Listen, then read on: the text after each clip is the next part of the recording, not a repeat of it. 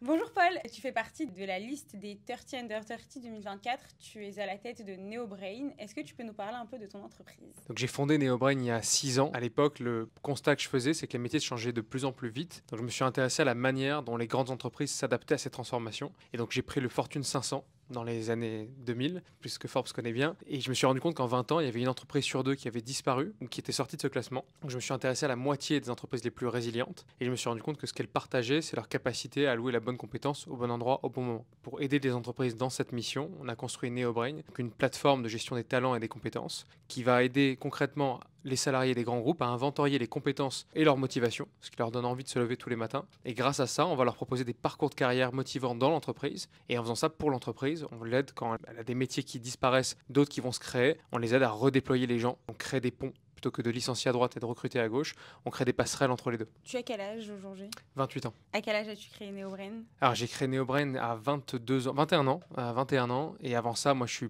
passionné par l'entrepreneuriat depuis assez jeune, que j'ai créé ma première boîte quand j'avais 16 ans. À l'époque, j'aidais les jeunes à trouver le métier et les études qui leur correspondent. Et donc je l'ai revendu en 2017 au magazine L'Étudiant quand j'avais 21 ans. Et donc j'ai fondé NeoBrain dans la foulée. D'accord, et justement pour revenir sur NeoBrain, tu crées des passerelles entre les besoins de l'entreprise et les talents des personnes sur place. Comment ça t'est venu, cette envie justement de permettre aux entreprises de se réinventer et aux personnes de se réinventer aussi? Pour moi, c'était une continuité logique avec ma première entreprise. Ce que je voyais au fond, c'est qu'on peut avoir une personne très compétente, si elle n'est pas au bon endroit, elle va être en échec. Et à l'inverse, une personne en échec, on la met dans le bon job, sur les bonnes missions avec la bonne équipe, et d'un coup, elle va devenir un succès incroyable. Et donc, en fait, ça, c'est ce qui m'anime personnellement. J'ai envie que les gens se sentent bien dans leur job. C'est ce qui va faire que pour leur entreprise, ils seront beaucoup plus contributeurs dans l'organisation. Et donc, c'est comme ça qu'on a créé NeoBrain. Et on s'est rendu compte que le verrou qu'il fallait craquer, c'est la question de la compétence. C'est super compliqué si tu devais décrire quelles sont les 10 compétences que tu utilises tous les jours. C'est super abstrait en fait de décrire ça.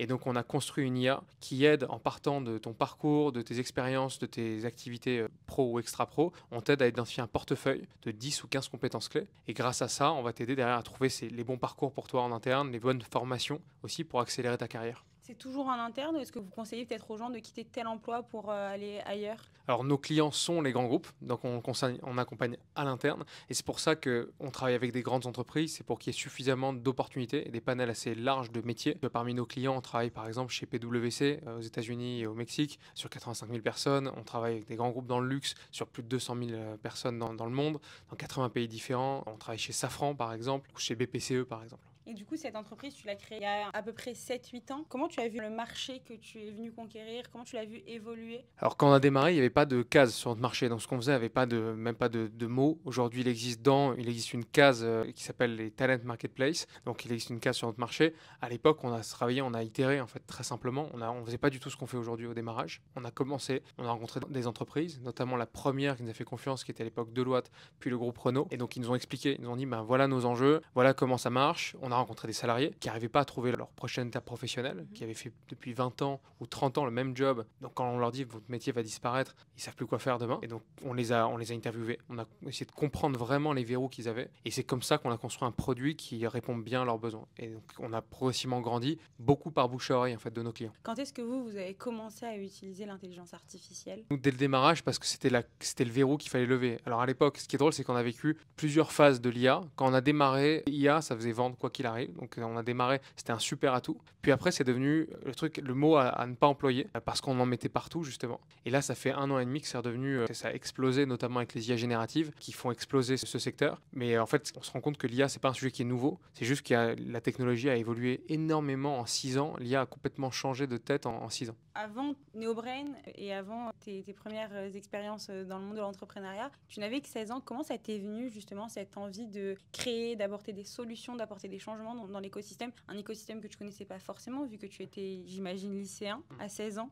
Comment ça t'est venu? À quel moment on se dit « Ok, j'ai 16 ans, j'entreprends ». Alors ça peut te paraître paradoxal, en fait c'est vraiment à 14 ans que j'ai découvert cette flamme de l'entrepreneuriat. Donc à l'époque, j'étais dans un camp de vacances aux États-Unis, je voyais une pub à la télé qui disait « Achetez un frigo, ça vous coûte quelques centaines de dollars, achetez-en deux, ça vous coûte moins cher ». Donc je me suis intéressé à la manière dont les entreprises pouvaient acheter en masse et donc ça réduisait le coût de chaque objet. Et donc c'est comme ça que j'ai créé un premier projet à l'époque avec mon cousin qui avait 1 an de plus que moi, donc un premier site qui s'appelait Fairly Deal, où à l'époque on faisait de l'argent de poche, on faisait 200-300 euros par mois, mais bon à 14 ans c'était génial, on était l'impression d'être les rois du pétrole. pétrole. Moi, j'avais pas de grande fortune personnelle au démarrage, donc j'ai appris à trouver des solutions par moi-même et j'ai découvert en fait comprendre comment une entreprise fonctionne, façonner un projet, construire un produit qui plaît à des gens. Ça, c'est quelque chose qui m'anime très fortement. Et donc après, à chaque étape, j'ai essayé de suivre ce fil rouge. Vous touchez 1 million de salariés par mois dans 80 pays. Comment justement vous êtes allé conquérir l'étranger? Parce que 80 pays, Ouais. on a dépassé les frontières de la France. Oui, tout à fait. Alors, on a fait deux approches. Soit on a fait une partie qui s'est faite de manière organique, c'est-à-dire qu'on a ouvert des bureaux localement. On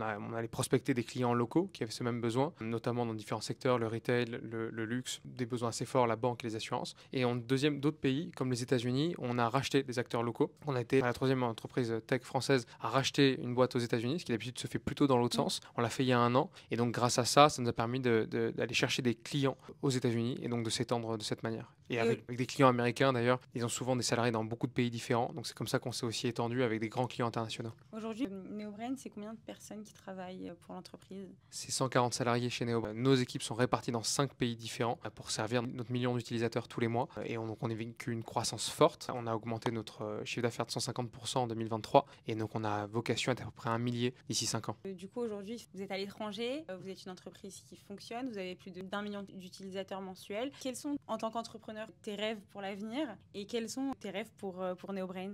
Il y a un rêve qui m'anime énormément. Je pense que c'était l'un des moments qui était pour moi le plus fort, chargé d'émotions dans l'histoire de NeoBrain. C'est quand on a fait l'acquisition de notre entreprise, la boîte américaine. On était à Times Square et on a eu la chance d'avoir toute la tour du Nasdaq qui s'est mis aux couleurs de NeoBrain pour célébrer notre entrée sur le marché américain. Et ça, la prochaine étape, ce que j'adorais, c'est d'aller sonner cette cloche aux États-Unis. Donc notre objectif, c'est de dépasser 100 millions de chiffre d'affaires par an d'ici 5 ans. Et avec cet objectif de pouvoir demain introduire NeoBrain en bourse. Il y a quelques jours, tu as appris que tu faisais partie des 30 Under 30 France 2024. Comment tu as connu ce palmarès? Pourquoi tu y as participé? Et qu'est-ce que ça t'a fait de savoir que tu as été nommé? C'est un classement qui est assez connu dans l'entrepreneuriat, c'est-à-dire quelque chose qui est à la fois, notamment sur le marché du financement, les fonds d'investissement sont aussi assez sensibles à ces indicateurs, à ces classements qui donnent des indications intéressantes sur la qualité des entrepreneurs. Donc pourquoi est-ce que j'ai voulu participer à ce classement? C'est aussi pour donner un peu de reconnaissance en retour aussi à toutes les équipes, parce que je pense on bosse beaucoup, les équipes bossent énormément, et je pense que c'est aussi intéressant, au-delà, même si aujourd'hui je suis là pour l'incarner, je suis juste le porte-parole de toute une équipe derrière qui bosse